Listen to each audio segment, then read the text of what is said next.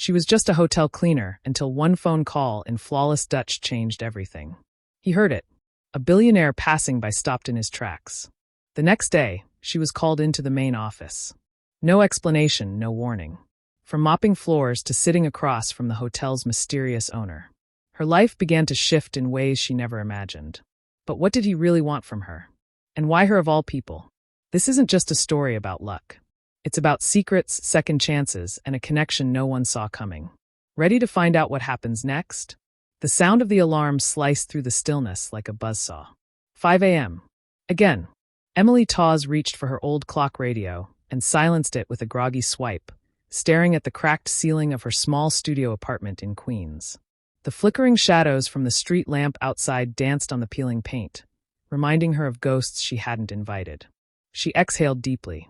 Just another day, another chance. She dragged herself into the bathroom where the water was always ice cold. The hot line had stopped working weeks ago. As it splashed over her face, she repeated the mantra her grandmother had taught her in Spanish. And now she whispered it in English, trying to believe it. One day at a time. One step forward. By 6:30 a.m., she was already clocking in through the back entrance of the Atoria Grand Hotel, a historic five-star in Manhattan's Upper East Side. Her name tag read, Housekeeping, Emily. She cleaned the 5th floor today. Rooms, hallways, the executive lounge, maybe helped in the breakfast buffet if short-staffed. She was fast, focused, and invisible, just like they liked her. But Emily was not who she seemed. She held a degree in foreign languages from Hunter College, top of her class, with honors. Fluent in English, French, German, and most recently Dutch, a language she'd fallen in love with, thanks to a visiting lecturer from Amsterdam during her senior year. They had kept in touch, and he'd mentored her virtually ever since. Still, life had other plans. Her mother's illness devoured all their savings. After her passing, Emily was left drowning in debt and took the first job she could find, housekeeping at the Atoria Grand. But she never stopped studying. Every evening after work, she took the Q line to the public library in Brooklyn, where she used the free computers to keep practicing Dutch, grammar exercises, and vocabulary drills. This morning felt like any other, until it didn't. While dusting the hallway near the penthouse suite, she heard footsteps and turned slightly, lowering her gaze out of habit. 3 men in suits strode past her. One of them stood out instantly. Tall, dark-haired with silver streaks at his temples. Tailored navy suit. No tie, but unmistakable authority. Ethan Morgan, CEO of Morgan Lux Holdings. The billionaire who owned the hotel. Everyone on staff knew who he was. They whispered stories of his rise from poverty, his obsession with perfection, his legendary silence when walking the corridors. He was almost mythic. He barely looked at her. Or so she thought. A few hours later, during her lunch break, Emily sat alone in the staff lounge near the courtyard, reheating rice and beans from a Tupperware. Her phone buzzed. It was a message from Dr. Peter van Linden, her Dutch mentor. You passed your certification. Call me when you can. Heart pounding, she dialed him. As soon as he answered, she blurted out in Dutch. Did I really pass? Not only passed, Emily. You aced it. You're now officially certified at a professional fluency level in Dutch. She couldn't stop smiling, her eyes filled with tears. Years of studying before dawn, staying late at the library, had finally paid off. She was still talking to Peter in Dutch, laughing, when the door creaked open behind her. She turned and froze.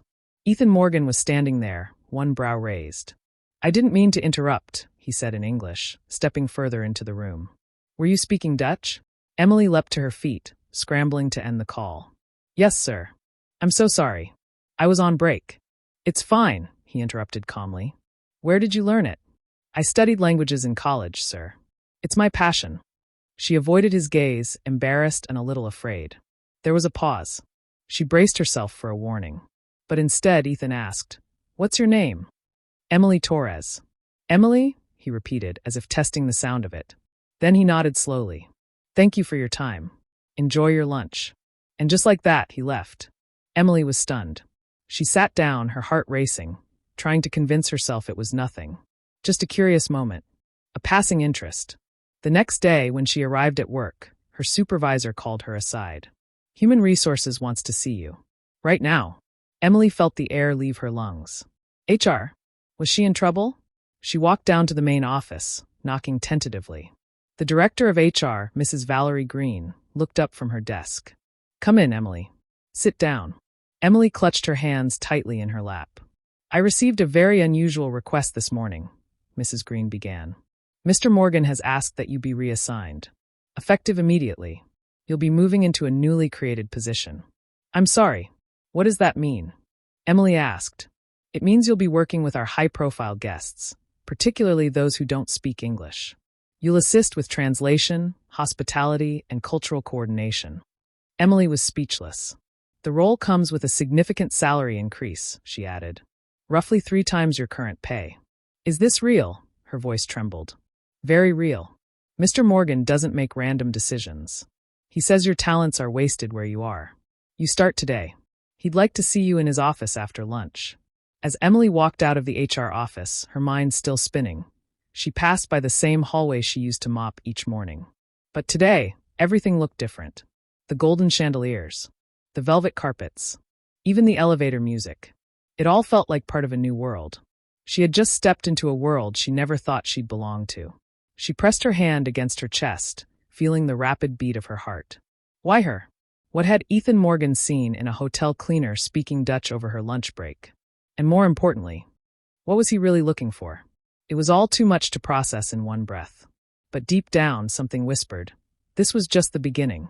If you were Emily standing at the edge of a life-changing opportunity given by a mysterious billionaire, what would you do? Of course. Here's part 2 of the rewritten story, approximately 1,000 words, in a suspenseful, emotionally engaging tone that builds from part 1. Emily stood in front of the mirror in the staff dressing room, no longer in her cleaner uniform, but in a tailored navy skirt, silk blouse, and soft leather heels. Clothes that fit her perfectly, as if someone had studied her closely. Her name tag now read, Enter International Guest Relations Associate. The absurdity of it all made her chest tighten. How had her life flipped so quickly? Just 2 days ago, she'd been scrubbing marble tiles in silence.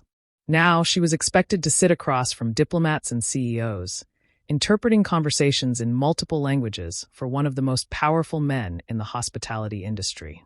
As she made her way to the executive suite where Ethan Morgan awaited her, Emily's heels clicked on polished tile in rhythm with her heartbeat.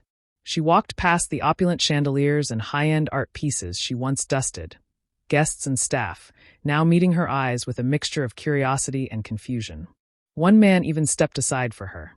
No one had ever done that before. Outside the suite, she paused. A bellhop nodded and opened the door for her. Inside, Ethan stood near the panoramic window, phone in one hand, gaze fixed on the skyline. When he turned and saw her, his expression shifted into something soft, almost proud. "You look the part," he said, setting the phone down. "How does it feel?" Emily hesitated. "Like I woke up in someone else's life." Ethan gave a slight laugh. The kind that carried more sadness than joy. "Maybe you're just waking up in your own." They sat across from each other on sleek leather chairs. He poured 2 coffees, no assistants, no formalities. For a moment, they were just 2 people in a quiet room above the city. "Let me be honest," Ethan said, his voice lower now. "I didn't create this position for anyone else. I created it for you. Because I saw something. Actually, I heard something that made me realize I've been overlooking the most talented people by simply not looking." Emily's stomach fluttered. She wanted to trust him, but years of disappointment had made her cautious. Still, there was something in his eyes, a quiet conviction that kept her seated. Ethan leaned forward. "I need your help this afternoon. There's a group of Dutch investors coming in. They're considering financing our first European expansion. I need someone who understands both languages and people. But I've never been in a negotiation like that," she said, the fear creeping in. "I don't know the etiquette. I could mess everything up." "I'm not hiring you for etiquette," Ethan said.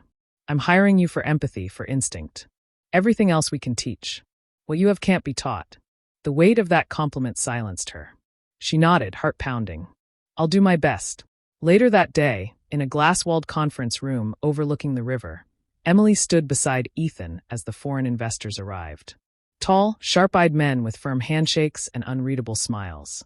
She introduced herself in fluent Dutch, and the room visibly relaxed.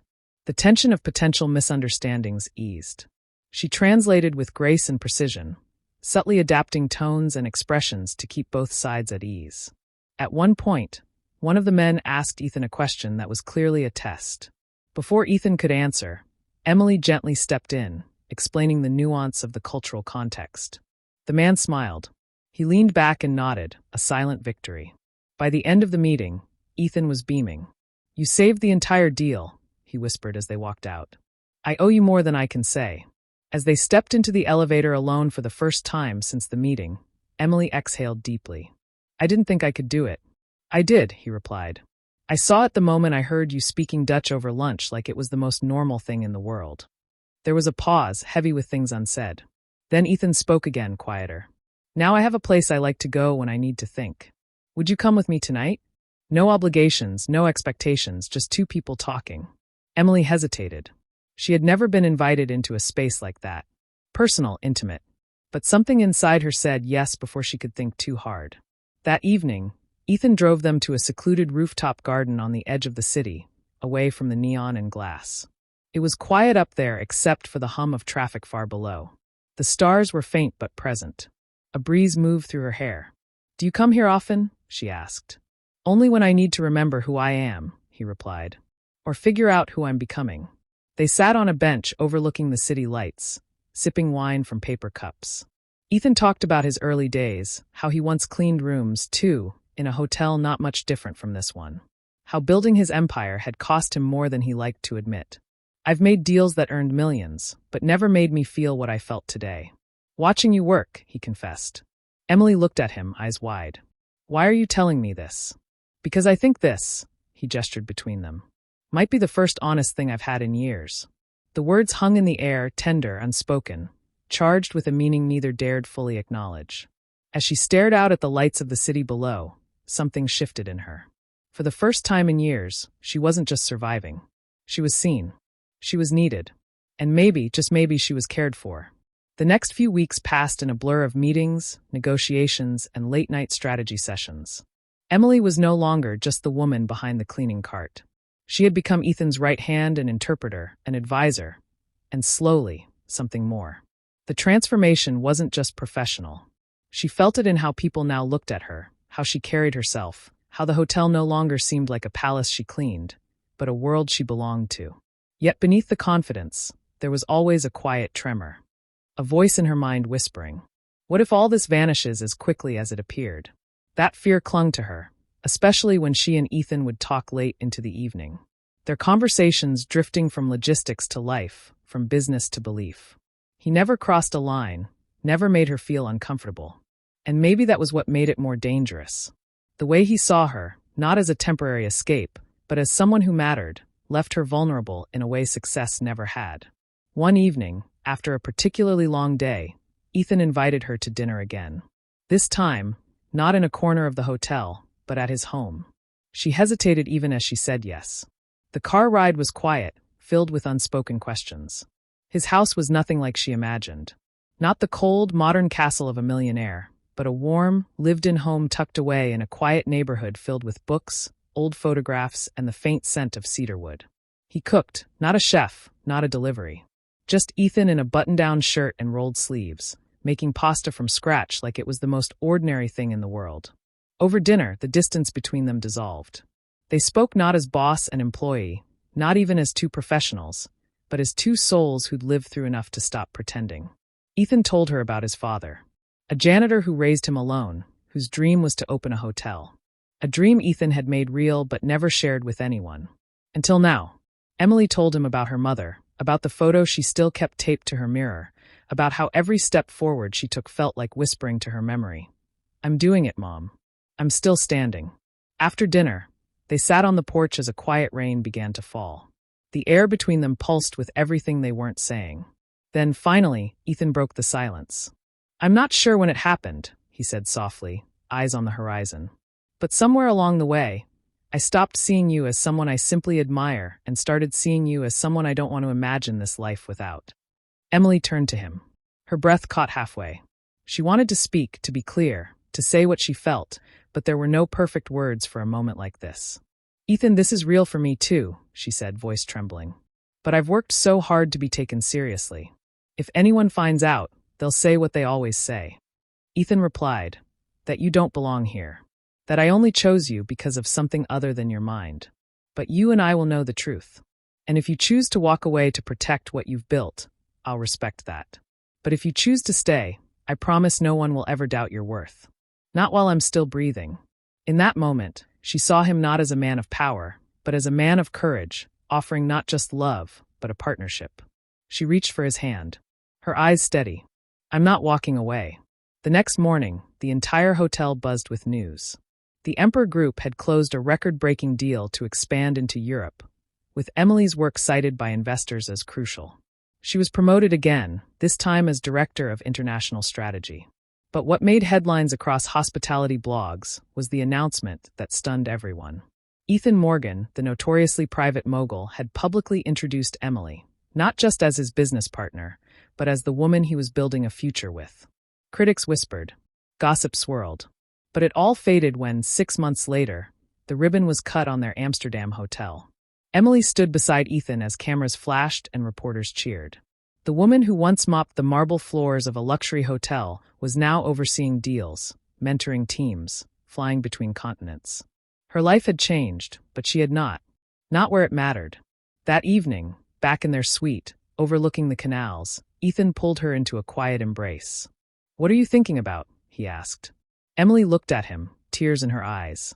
"About everything it took to get here. About how I almost gave up before that one phone call. About how love can find you when you least expect it." He smiled. And for a moment, nothing else existed but them. "Now let me ask you this. After everything Emily went through, what do you think made the biggest difference in her journey? Was it Ethan's support, her own resilience, or that one moment of courage when she answered a call in a foreign language? And most of all, did this story touch your heart? If it did, drop 100 in the comments to show your love. Let us know which country you're watching from.